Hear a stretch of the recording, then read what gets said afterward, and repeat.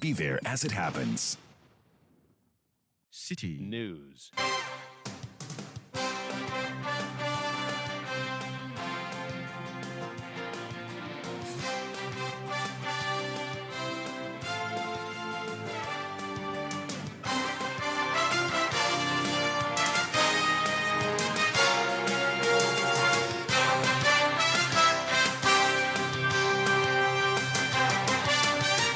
Hello, good evening. Welcome to Eyewitness News, coming to you live from our studios at number 11, Dr. Martin Loop in Adabraka in Accra. My name is Selom Adonu. Tonight I'm here with Akosia Ochi. Coming up over the next 90 minutes. As at the first quarter of 2022, we had about 300 million outstanding. And the piling up started and we raised alarm when it was $700 million in September. And here we are in 2023, we are counting 1.73 billion. Doomsor looms as independent power producers ready to cut power supply to the national grid in less than 48 hours if government fails to settle its indebtedness to them. What will be the implications of this on an already struggling economy? More later. Also on Eyewitness News, tanker drivers suspend industrial action after securing commitment from Roads Ministry to improve the poor road network around their loading terminals. Also, Works and Housing Minister blames human activities for perennial flooding in the country. Dumping of solid waste in drains, thereby reducing their capacity to hold storm water. And the gaps in the enforcement of planning laws and building regulations by the various MMDs. There is more on this tonight. Stay with 97.3 City FM for more on this and other stories on Eyewitness News and in Business. First National Bank Ghana Limited and Fidelity Bank assures of engaging the BOG to resolve issues on FX license suspension. Nete Ajaho returns later with details of these stories and more in the world of business. Eyewitness News is live across the country on all our affiliates and around the globe at citynewsroom.com. Your comments are welcome via WhatsApp line 0549-986-996. You can follow me on Twitter at Selom Adonu. The hashtag, as always, is City Newsroom. Now, there is an impending power crisis as the Chamber of Independent Power Producers has directed its members to cut supply to the national grid from Saturday, July 1. The IPPs, including Sonon Asogli, Sen Power, Car Powership, AXA, Twin City Energy, and Senate, indicate that government owes them some $1.7 billion. City News sources indicate that government is meeting members of the chamber independently to find solution to the impending crisis. Let's take a listen to an earlier interview with the Chief Executive Officer of the IPPs, Elikem Akpetogbo, with City Breakfast Show host Bernard Avle last Tuesday. It dates back to January 2021 because January 2022, we indicated some time back that as at the first quarter of 2022, we had about 300 million outstanding. And the piling up started and we raised alarm when it was $700 million in September. And here we are in 2023, May specifically, we are counting 1.73 billion. Wonderful. Now, is it also correct that the IPPs supply 65% of Ghana's, is it Ghana's total power or Ghana's thermal power? Yeah. Okay. We can look at it from the entire generation mix. If we are looking from that angle, we can say we are doing 46%. But if we are looking at the thermal generation, we are doing over 67%. But mind you, it's an issue of reliability or availability. So we can say we are doing close to 70% of the total generation. I thought you said 46% of total generation and then 67% of thermal. Yes.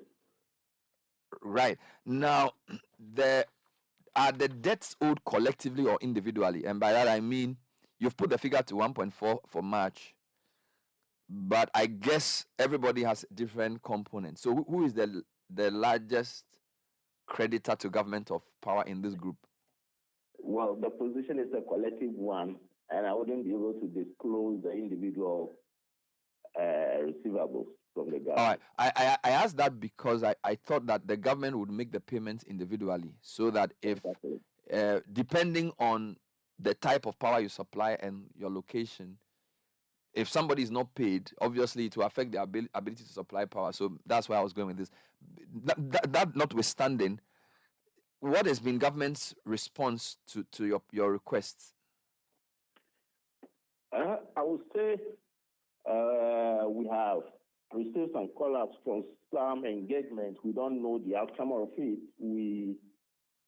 By Thursday, we should be able to tell where we have gotten to. But all right, I'm asking this because of the report that says that if by 30th of June nothing is done, then the power would be as but let me quote what you are said to have said, that if government fails in honoring your demand, you cannot stretch yourselves beyond June 30. What are you trying to say by that? I confirm that. Basically, we are saying that we lack the resource to continue generation beyond the 30th of June.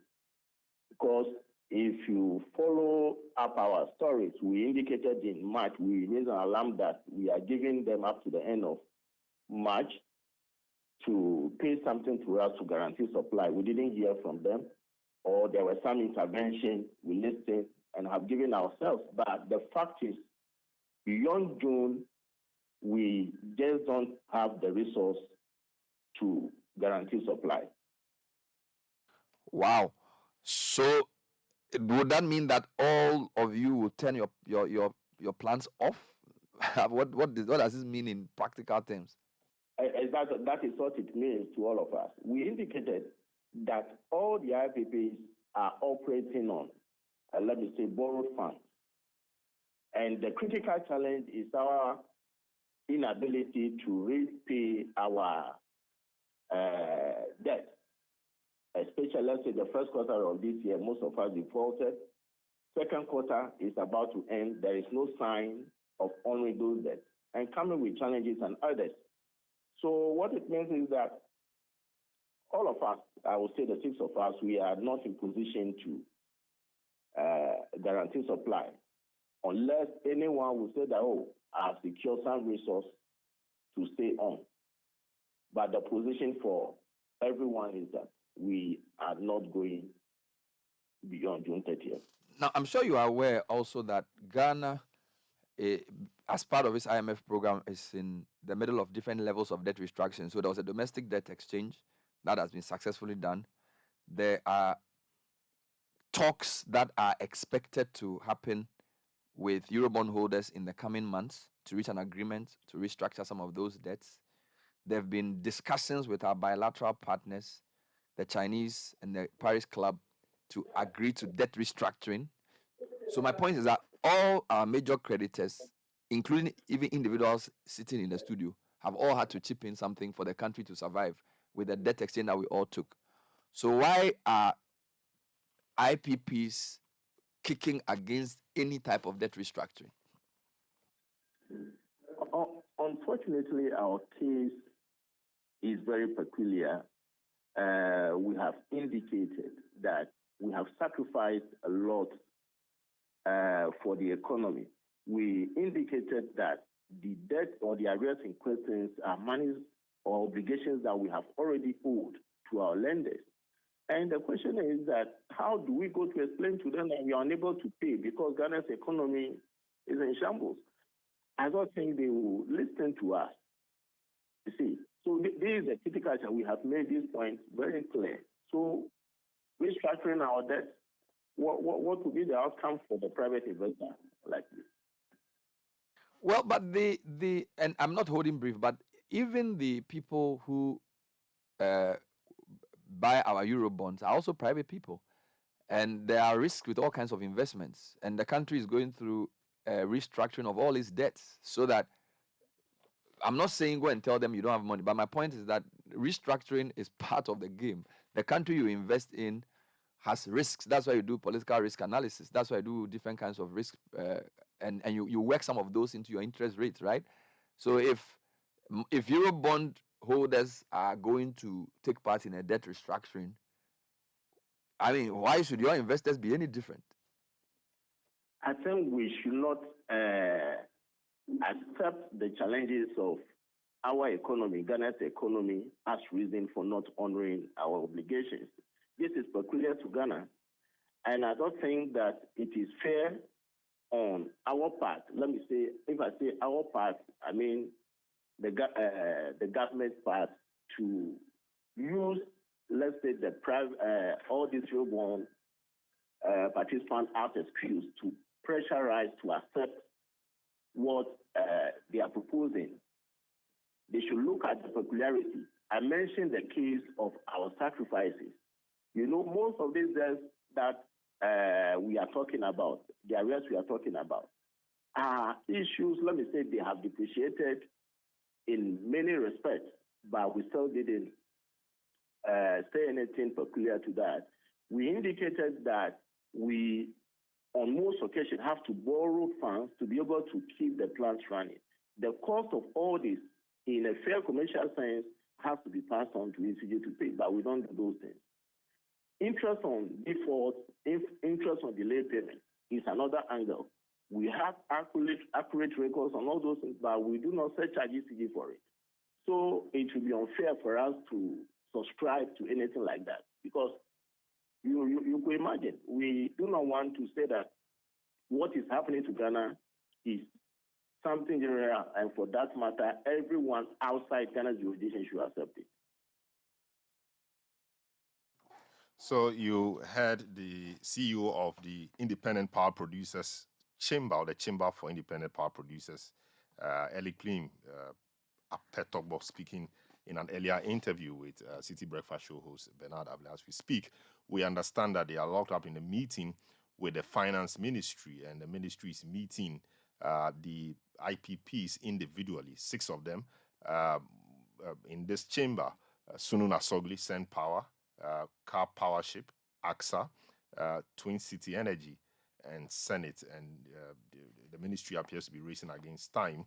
They've been given a June 30 deadline, after which the plant will be turned off, and that will that will have dire consequences or implications for Ghana's economy. We've been joined on the line by Dr. Yusuf Sulemana, who is an energy consultant, to help us appreciate really the extent of the problem and what indeed will be the effect of this action if we are together on an already struggling economy. Hello, good evening, sir.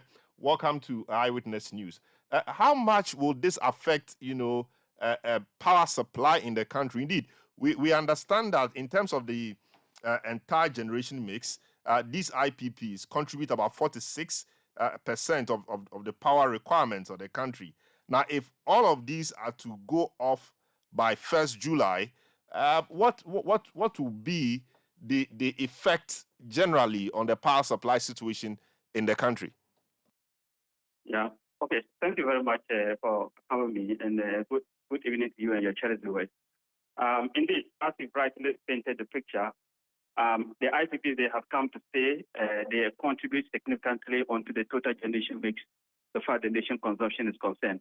And yes, they contribute closer to 50, about 40. It's actually more than 40, 46. It's almost 50, 40, 48, 49. So such a such a component, if people of such nature are threatening to take up power from your national grid, I mean, you have every cause to worry. And straightforward, if they should pay the cost and go by the promise, we're going to have serious problems. Serious problems as in Dumso I'm talking about.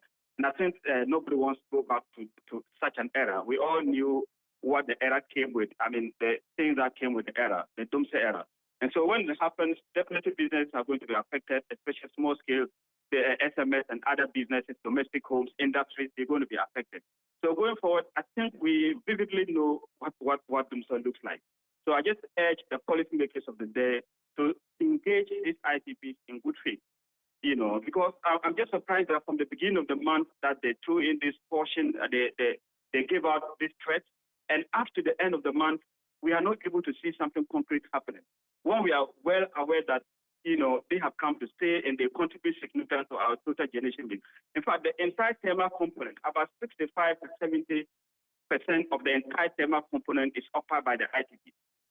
So we haven't gravitated away from depending on thermal. Thermal has been the main source of, power generation within the country. Our renewables haven't grown to that quantum that we can say, okay, we can rely or we can diversify and then let the IPPs go. No, I think dealing with the IPPs is now non-negotiable. It's something that we cannot joke. So I just urge the government, whatever the decisions, whatever the problems are, they can come together, come with the IPPs, and even meet each other 50-50. My worry is, from the time they started talking about this issue to now, and nothing concrete has come out of it. But if you look at the quarters or the statement that is emanating from the quarters of government, it's always been very positive and very optimistic. But if you listen to the IPPs, it doesn't seem to portray the same picture. So that is so worrying. So I urge government to, deal with them in good faith, sit with them, and so that an amicable solution will be reached, so that these guys or this IPP don't take up power from the grid. If they should do that, it's going to be dire. Well, good faith and amicable solution being reached. I wonder how that sounds to them, or how that will play out. Government says it has no money. Indeed, government is in the middle of a debt exchange program. IPPs also say that they do not have enough to go beyond June. Government obviously is in dire straits. What exactly can they be doing? Giving assurances, or going to find the money from nowhere and coughing out? What really can government be doing at this time? Yes, so there's nothing that is beyond solution. It's just a matter of trade-offs, my brother. You have to look at the trade-offs. What are the trade-offs here? Are we ready to go back to the dark days? And in recent times, I think this IPP, this their argument or their stance, I don't think they are arguing from within a vacuum or from vacuum. It appears that ECG, they've done creditable work to get quite a substantial amount of money. So where has the money gone to? Whatever ECG have recouped, So we have to negotiate in good faith. And at this moment in time, I'm very surprised that we haven't had any clear-cut plan. Like, this is what we are able to offer. Since there's something like that is not there, if it is there, I've not heard that. So I think the players are not negotiating in good faith, whether from the IPP side or from the government of Ghana. What is clear is that at this moment in time that amicable solution is not reached, somebody somewhere is not negotiating in good faith. So going forward, these players have to put people of Ghana in the middle, and they should just suppose that with the fact that where we were or what we've been through when we had this do so, what people went through, how people lost their lives and other things. I don't think we are ready to go there. And the economy we are yearning for the economy to pick up. And power is the panacea to kicking up every economy. If you get any disruption within your power sector, you can be sure that your economic recovery will be impacted. So yes, these are the trade-offs. We can't just sit down and say we can't do anything. That is not an option. Otherwise, if the inevitable becomes unescapable, which is almost going to be the case, if the government doesn't show up and negotiate in good faith, I think it's going to be dire and it's going to be difficult. But saying that, we don't have money, there's no money to do that, and then probably we don't weigh this with the consequences, the potential consequences that this could bring, then I think we are just not serious, in doing this negotiation. But beyond that, I want to say that we have to look for sustainable measures. At this moment in time, I always have been hoping that Ghana we should have been able to diversify our generation portfolio. We've always been saying that we have so much generation capacity to the extent that we have excess. But what is the use of having excess? When you are now struggling with the generation side of it, it means that it's not there. Ideally, probably we don't have the fuel sources that are required to be able to fire this, this idle generators that are sitting down. So going forward, gas is the way to go. Ghana Gas, we have to build up more capacity. We have to make sure that we build multiple streams of Ghana Gas. If you have multiple streams of Ghana Gas and invest in our gas infrastructure, where we have a lot of a network of pipeline that can carry this gas to all generation points, I think these issues will be the issues of the past. I mean, it would be the thing of the past. Secondly, also, we have to think about, like I mentioned, diversifying our generation portfolio. We have a huge potential in the renewables, so far as power sector is concerned. What are we doing? We haven't done so much in that.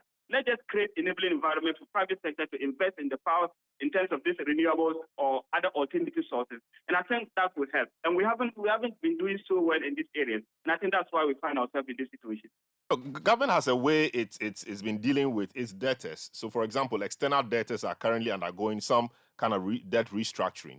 Individual bondholders, and all these people have had a way that they've been dealing with government, or government has been dealing with them in terms of their debts owed. Now, government wants to, in terms of trade-off and in terms of negotiating in good faith, etc., like you alluded to. Now, government has approached them with a debt restructuring plan, as we've been made aware. But the IPP said no. Now, I wonder where that leaves government, or where that leaves the problem, really, because almost every debtor of government has taken some haircut or debt restructuring of a kind. Why should the IPPs be different in this case? Are they being unreasonable? Yeah, it is going to be a strong way to say they are unreasonable. I mean, they are businessmen. They have their business interests. And I think they are following some precedents, or they are certain things that probably that is hidden that we don't know. You and I don't know. Because at least all other people are going through debt restructuring. Why are these people not ready to go by that or go through that? It is very difficult to tell at this moment. And I don't have answers why the IPPs are adamant, to be able to do that. But what is important is that I urge the IPPs as a matter of agency, if indeed there's something positive within the debt restructuring, they should give it a chance. However, I always say that government should negotiate in good faith with these guys.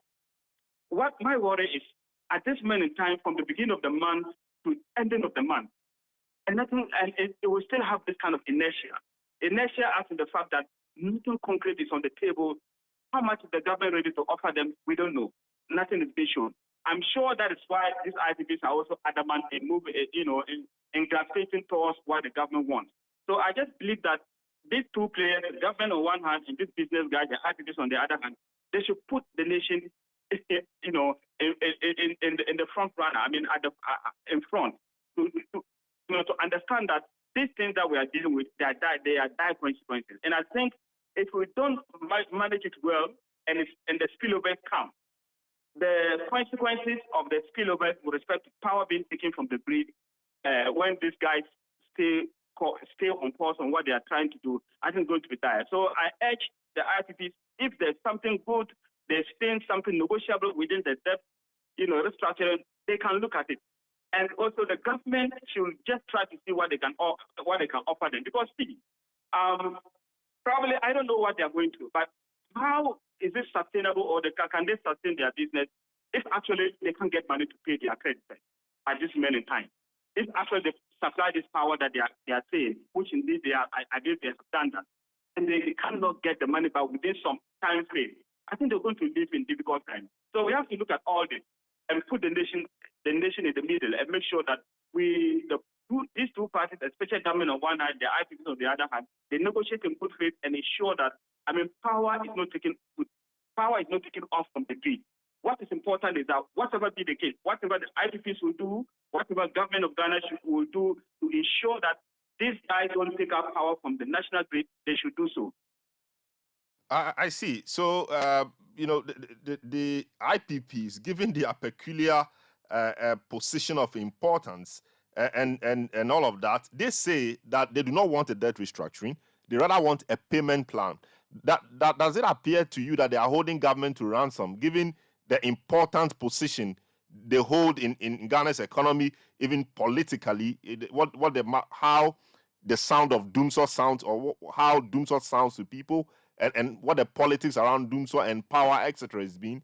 It appears that the IPPs feel that without them, a lot of things won't go right, and so they have a stronger bargaining chip that they want to push government with.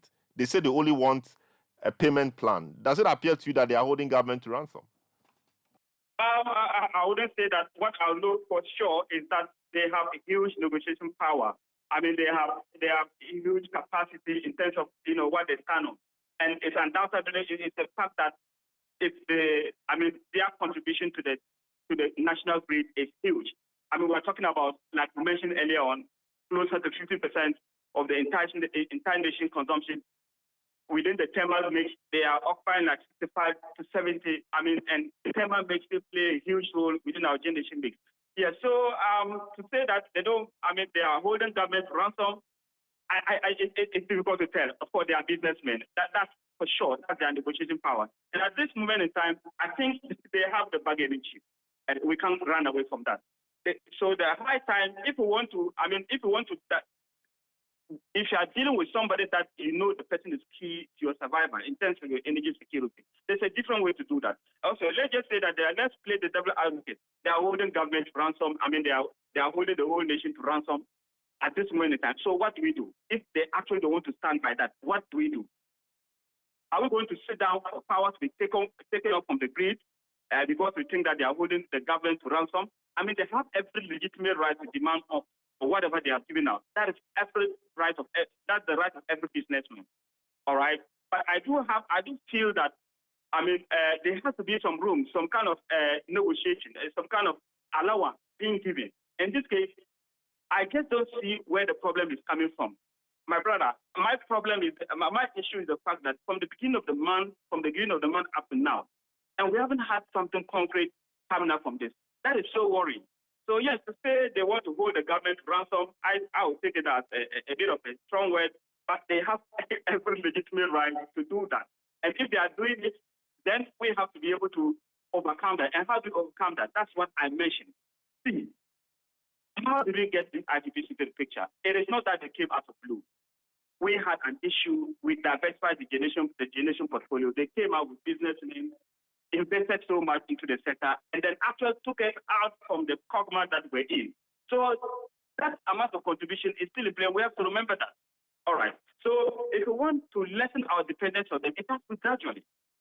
If it's going to be like, I mean, we're going to take this kind of strong stand because they are taking it to ransom, we are not going to negotiate with them, then I think the people of Ghana will be the losing end at the end of the day. Yes, they can install this IGP that they are heartless, they are what. But that's the businessman. After a businessman, they will take advantage of every situation that is available for them. And whatever bargaining chip that they have, they will take advantage of that. And going forward, I will just urge them and urge government of Ghana. We still have a day or two left for the month end. I just pray that my prayer is that they should not stay on course in taking the power from the grid. Other than that, that will be very difficult. Governments do have some alternatives. Let's say ramping up the total generation from DRA, putting all the generators online, but we can't do that. Even if you put all the generators in GRA online, when IPP take off, still we'll have some deficit. And I mean, we can't even run all our generators of 100 run all our generators without standby. Then what happens if anyone breaks down? And even if you do that, we're still going to have deficit. So yes, they have huge negotiation power at this moment in time, so far as our power sector is concerned. Why? Because they have like 45 to 50 in terms of the total generation mix contribution. They occupy like 65 to 70 in terms of the thermal generation mix. So such players, they have come to stay. If we want to lessen our dependence on them, is the way I talked about. Let's increase our gas portfolio. Let's ensure that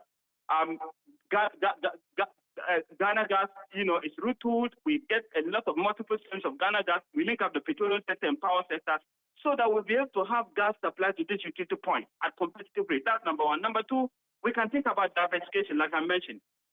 The thermal mix is the conventional source. We have huge potential in renewables so far as power sector is concerned. Why don't we diversify?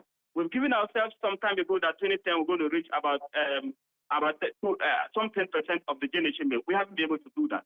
So yes, all these are avenues that we can rely on going forward. But until then, as we speak now, let's take contingency measures to ensure that we don't get power taken up from the grid. Other than that, that could be disastrous. And we all know what the impact is going to be.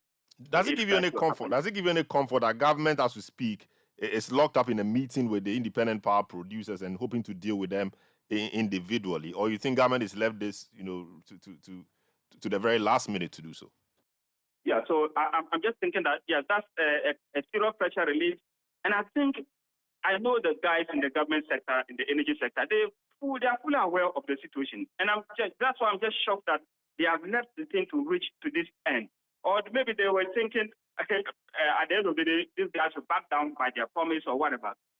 At the end of the day, something should happen, my brother. Whatever be the case, something should happen. So yes, it gives me a serious relief that a meeting is being ongoing. I'm very optimistic that something will come out of it. Something positive will come out of it, because the alternative is something that nobody wants to look at.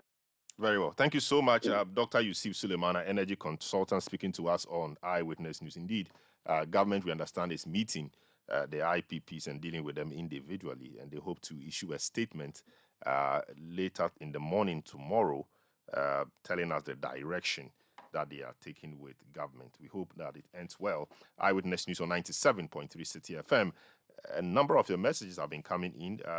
Alex Kofi Yareni tweets at me and says, I don't understand why government has become careless in all aspects of its dealings with the Ghanaian people. These IPP people gave warning some weeks ago, but to deaf ears of government, you say, we don't want more woes to our lives. This is Alex from Adenta Commandos. Mike from Asalana says the IPP's debt issue should not be subjected to restructuring. They didn't give government of Ghana loan. They sold goods or services to government entity on credit, and the debts are due for payment. Same as government bought goods as electric power from IPPs on credit, and the debts are due for settlement, you say. Charles says, Salom, it's really frustrating if you are dealing with a government that doesn't see you as significant. The IPPs have written to the government and there is no response. If they respond timeously, or if they are responded timeously, they would be prepared to sit down and discuss and not to hold on to their entrenched position. At least talk to them. Disrespect is what they are fighting, not necessarily holding anybody to ransom. Jones Adoboy says, good evening, Salom. The people who claimed they have solved the energy situation in Ghana are now struggling to keep the lights on. If you can't even fuel the vehicle left for you, then what's your use? We are now seeing their real side, you say. Paul Aka Jr. in Ahafumim says the IPPs have even done their best for the country. They should go ahead and cut off power. How could you be insensitive to the concerns of these companies and spend money lavishly on by-election? Daniel Akpaliok in Sandama says, governance is not about sloganeering and economic theory. It's surprising that this government has money for developmental projects in areas where by-elections are held, but do not have money to pay for our power debts. A final one from BB North Carnegie says, Salom, with the government not paying them, how do we expect the IPPs to buy gas and fuel to produce the power? By the show of opulence and profligacy by the government during the by-elections at Kumewu and Asin North, you can't say government doesn't have money to pay IPPs. You say they are just not serious. Eyewitness News on 97.3 City FM. When it comes to these matters, we need to keep the lights on and we need to keep the wheels moving. The IPPs are threatening to take the lights down. Eyewitness News on 97.3 City FM. We will take a short break, return with more. Don't go away. Eyewitness News. Be there as it happens. You know, Papa, see that? And it's rickety car. Hey, Papa! Bobo, so how's your engine now? It is half man, half amazing. Thanks to Quartz and you can feel better energy. Can't touch this. Actually, guys, so Sancho's engine just died like that. Yes, so somebody managed to convince him that there is a better engine oil than Quartz, and he switched. Sancho Panza. Now, which engine oil can be better than Quartz? No other, my guy. Quartz with its age-resistant technology, it keeps your engine younger for longer. Now you know. Have you guys seen the new bottle design? It's superb. Quartz 9000 from Total Energies there improves fuel efficiency. Why do you think Mr. Mane and Logoso have taken the Quartz Nation movement World Cup like that? Hey, sorry. Chairman. Hey, Quartz. Keep your engine younger for longer.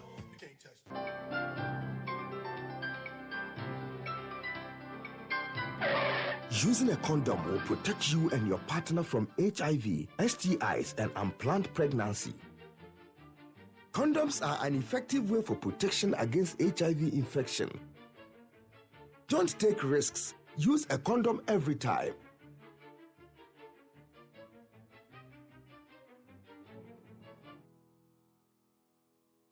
Always come prepared.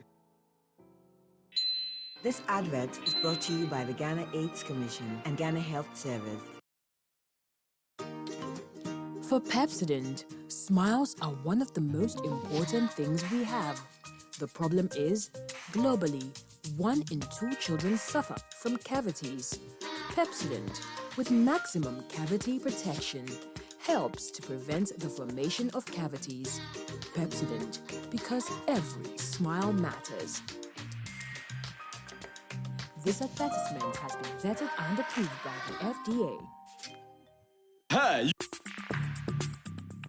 Let your voice be heard on Eyewitness News on Facebook at facebook.com/city97.3, Twitter at twitter.com/city973, and Instagram at instagram.com/city973 with the hashtag Eyewitness News.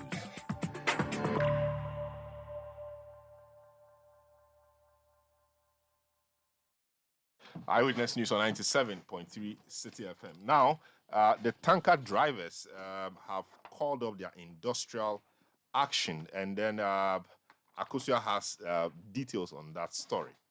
The Ghana National Petroleum Tanker Drivers Union has suspended its industrial action after a crunch meeting with the Minister of Roads and Highways, Kwesi Amwakwata.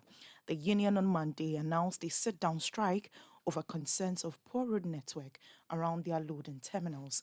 They are, however, expected to resume work tomorrow following assurances by the minister to fix the deplorable roads.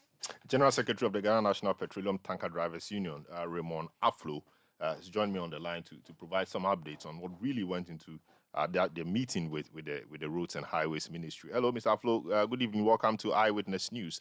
What did the ministry or the minister tell you in that meeting? Good evening to your cherished witness. It was a very, very lengthy meeting. If you can recall, if any of your reporters are there, more than 5 hours meeting, pleading on us that machines had to be added on the road to clear the road and mop up the road, compact the road for it to use temporarily before the contractor start work fully because of our strike. We deliberate on it and we say we disagree. We disagree with him. He came with the Minister for Road and Minister for Transport, Honorable Isiama, Ofuri Isiama, and Honorable Ofuria of Amakwata, plus his team, the director, the chief director, Minister of Road and Highways, with his team. So the meeting was very lengthy, and we told them that until we see the action on the road, before we move on to work. So the contract has been given to Joshua Construction Company, and the contractor too is part of the meeting. So a new, brand new grader and how we look a compacting machine has been added to it. So they were appealing and pleading to us that we should reconsider Ghanaians. Maybe when today too we refuse to work or tomorrow we refuse to work to Monday, it will affect the economy of the country. The country will come to a halt.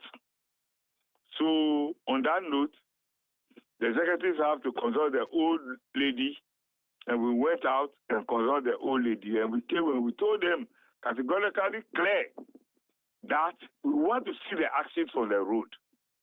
And our regional depots are Takrady, Kumasi, and BP. So we want to see the real work going on before maybe we can commit ourselves to work. But today there is out of order. It was still appealing to us, begging us, pleading. We went to the old lady again to go and see the old lady and see how far we can go. Because the fault is not for the Ghanaians, it's for the contractor and the government. So we consulted the old lady. The old lady say, so far as other Ghanaians are not part of the inefficiency, we should consider Today there is out. Tomorrow, that's 30th June 2023. Midnight, today midnight, we suspended a strike. Not that we call it off, we suspended it. And a communicate have been issued by the minister that we form a committee between the Ministry of Road and Highways and the Tanker Drivers Union. So, every week we patrol the road and see if one of the machines has left the road between Tema Vakura about to Pom. We have the liberty to take on the strike again, which means we have to strike again. As for that one, he better say will never come to our office because he has done his part. He will never come back again, which means it is the fault for the contractor and the consultants. But so, the contractor has to be paid before he does his work. The contractor is a businessman. The contractor is part of the meeting. Yes, so if you say it's the fault of the contractor, or that will be the fault of the contractor is a businessman. If there's money, he will work. Yeah. So once it's not working and it's because of money, then it means that, the money is not being released to him by government. The contractor said it categorically clear that the money has not been released. So because of that, they are attending a cabinet meeting this evening with the president so that they can release some funds to the contractor. It is on that note that we agree that let's suspend the sit-down strike and wait for them for tomorrow. Tomorrow is 30th. On the 1st, we have reconciliation, the whole Ghana. No track works after 1 o'clock. The reconciliation, what you bought, what you left, we do that reconciliation for 1st July. So before work we start, it started from around 1 o'clock going. They are aware. I see you, the harbor, the port is also part of it. So they assure us that they are going to the cabinet meeting this evening with the president to release some funds to Josh Hop to continue with the roadwork. But for the interim, they said a new machine has been added to the place to grade the place, compact the road temporarily for the tankers to use. On that note, that we agree that we suspend the suspension and the sit-down strike for only tomorrow and probably Saturday after the reconciliation. Monday going to form a joint committee between the Ministry of Road and Highways and the Tanker Drivers Union who patrol the road every day. So the minister assures us that even one machine is missing from the road, we can still call for a sit-down strike again. Very well. So what it means is that you are working tomorrow and you are working on Saturday. Then on Monday you form this committee with the committee has been formed. Okay, the committee will start working. Is that correct? Yeah, the committee will start working from Monday. Very well. Thank you so much. Thank you so much, Raymond Aflo, General Secretary of the Ghana National Petroleum Tanker Drivers Union. Let's speak to government. Nasiri Ahmed Yate is the Public Relations Officer for the Ministry of Roads and Highways. He joins us on the line. Hello, good evening, sir. Welcome to Eyewitness News. How did you get the drivers to suspend their strike? What exactly did you tell them? Hello. Okay, I think we've lost Nasiri Ahmed Yate, who is PRO for the Roads Ministry. Eyewitness News on 97.3 City FM. Akosia will give us some more stories. I understand we have him back on the line. Now, the tanker drivers suspended or were on some sit-down strike, and indeed, we know from reports across the country that the strike was beginning to bite at some stations. LPG stations, for example, said they were running out of stock, which was getting big for a lot of people, including government, and government was getting uncomfortable with that, obviously. Now we have Nasri back on the line. Nasri Ahmed Yate, PRO for the Roads Ministry. I was asking, what did you tell them to get them back on the road? How did you get them to suspend their strike? Well, thank you very much, and thank you for the opportunity to explain one or two issues. I must place on record that the road in question, we had a contractor on it working on the road. You know, initially the road was very narrow, and technically we observed that there was a need to widen the road. And so what the contractor has been doing was to try to widen the road and build some bus culverts on the road. But which road are you talking about? Because our information is that they are protesting. Yeah, they are protesting the access roads to the depots in Kumasi, Takrady, and Buipe. So it is not just the Tema one. Yeah, I'm coming. Okay. You asked a question. Allow me to. Okay, go ahead. Please answer it. I'm talking about the toll road, the very road we went on today. So it was evident that the contractor has constructed 4 bus culverts. In fact, we met him on the last one, construction. What I want to establish is that construction is ongoing on the road. The challenge was that because the contractor, and it's peculiar to road construction, usually you have to construct the bus culverts and the drainage system before you start doing your fill-in, replacing the bad materials, and you come onto the main road. So what the contractor has been doing on the road was to build the bus culverts and construct the drainage. In doing that, the rain set in, and so the main road got bad, as we saw on videos that went viral. And so today we went and we had a conversation with them, and the minister has instructed the contractor to ensure that whilst he continues doing his normal routine work, that is building the road as per the specification of his contract, he should make sure that he also improves the riding surface of the existing road so that the tankers can apply the drivers can apply their trade without any hindrance. And so the minister gave them the assurance and then directed the contractor to make sure that he increases his the pace of work, get in more machines to improve the surface of the road so that they can continue to do their work as the contractor, also does his work. They also mentioned that other depots in Kumasi, in Buipe, in Takrady also need some attention. And so the minister gave them the assurance. In fact, at the meeting, we made some calls to our engineers who will assess the situation, and God willing, by tomorrow morning, we undertake some immediate emergency works on those roads to improve the riding surface. So this is the conclusion that we came to after today's meeting. Very well, but in my chat with the general secretary for the group just before you came on, he said the contractor indeed was in that meeting as well, but he made a point that he did not have money.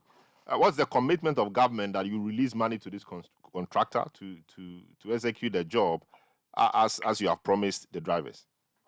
Well, government is committed to make sure that the road, the driving surface of the road is improved for the tankers to go back to work.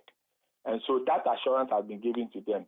As for the negotiation or the relationship between the government and the contractor, it's a standing relationship, and we know what the government knows what to do to get the contractor back to site, to continue doing his work. The most important thing here today is that government has given the commitment to the tanker drivers that from tomorrow going, in fact, from this evening, the contractor is going to increase the machines on the road and start improving the surface of the road. It's going to take about 3 weeks, and that was the timeline for the contractor to be able to improve the surface of the road.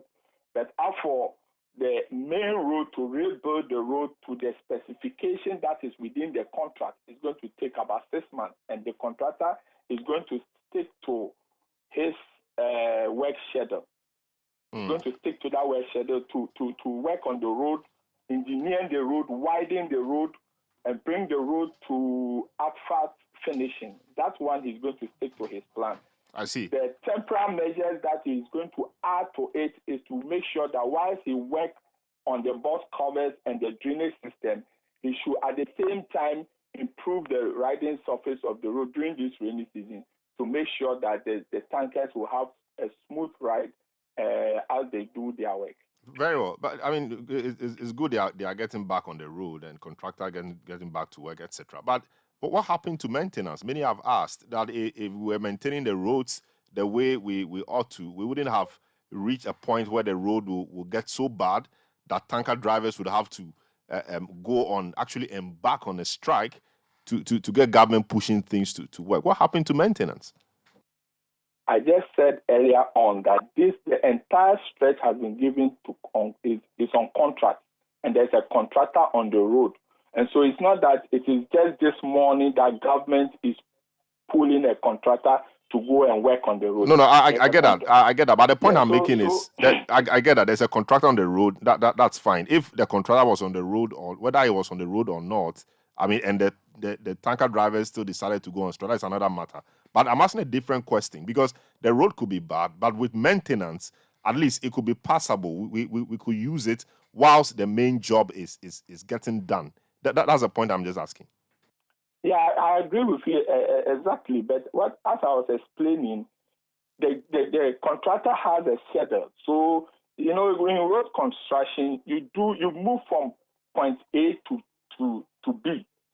You see, now what is going to happen is that, we are going to do B, try to do a bit of B whilst we do A. So it's like doing two things at the same time. But in the contractor scheme of work, he wanted to finish with the box covers and the drainage before tackling the main road.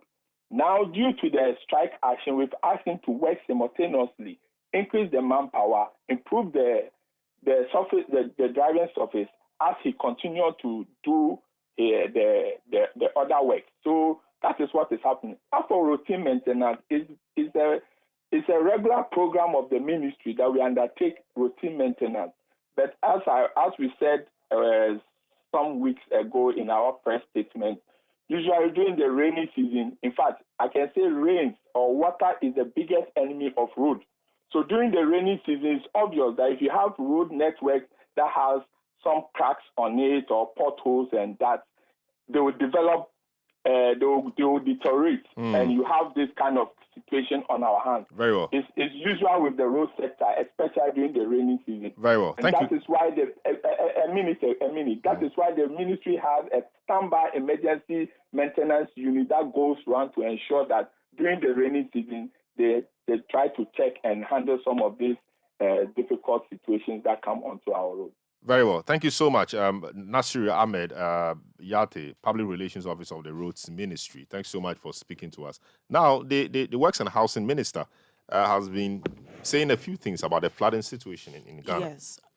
Government says efforts has been made towards dealing with flooding over the years, but it has been because there has been human activities marring the filling of wetlands and lagoons and dumping of solid waste in drains.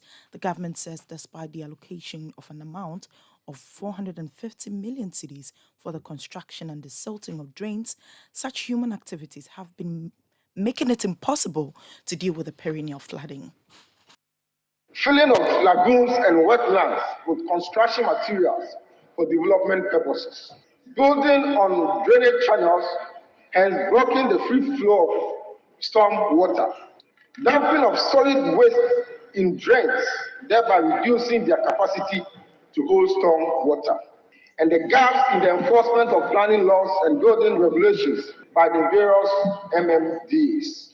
Subsequently, Mr. Speaker, Cabinet at its 47th meeting held on Saturday, 25th March 2023, considered a report on my inspection of the drainage infrastructure here in Accra.